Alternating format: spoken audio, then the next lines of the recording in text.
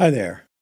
I call this tip number 234 from my 50 years of experience in the music and audio industry. Why is my mix so muddy? There's a lot of reasons for that. If we look at a conventional graph of sound and audio and music, we can quickly see where all the muddiness comes from. Take a look. Our usual hearing range tops out at around 12 or 13,000 cycles.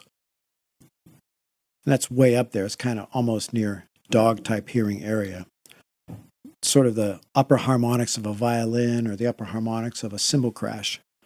So there's not a lot of information up there. So our frequency range is really limited to about 30, 50, 60 cycles to about 7,000 or 8,000 cycles. And when we look at all the instrument ranges, we can see how much of a bottleneck there is in this mid-bass, lower mid area. That's where the mud comes from. For instance, let's take a look at a mix using a vocal track, drums, bass, and guitar, acoustic guitar, and how to clean that up a little bit. So if you want your vocal mix to stand out, check this out. So even though you may have recorded the vocal with a full dynamic range with all the bass and treble frequencies, when you go to mix, that's going to be problematic. Let me show you what I mean. When you mix it with the guitar, bass, piano, and drums, they're all going to be fighting for sonic space. The solution is to use equalization or EQ to give your instruments a tonal space that represents the strongest part of their identity, their musical sonic space. What about that snare? Could you EQ it so it doesn't fight with the vocals? Does the guitar really need to have all that low end? And does the bass really need all that top end to it? All the tools are at your fingertips. Always use a multimeter in your stereo bus, and then you can take a look at what's going on by using your solo button and see what kind of space it's occupying.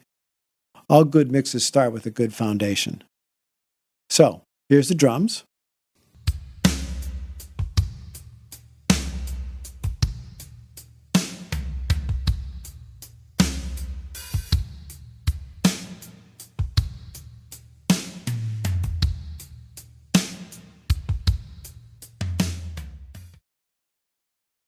And now here's the bass.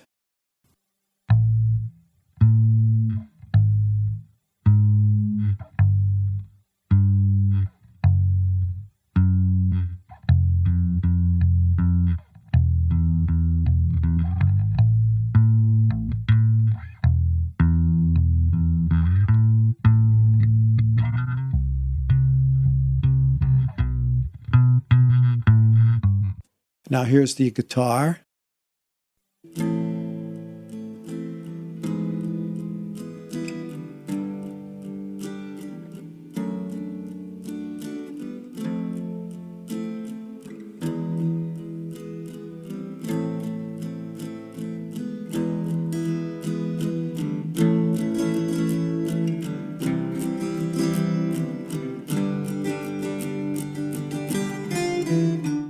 And finally the vocal track.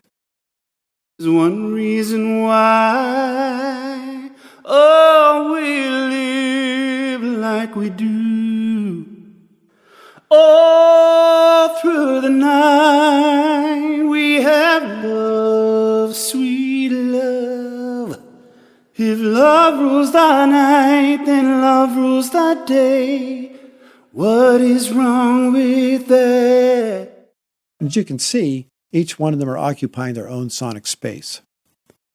So when we put it all together, there's one reason why, we live like we do.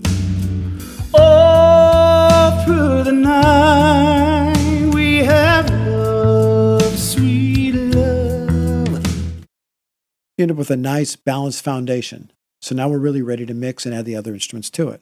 If love rules the night, then love rules the day.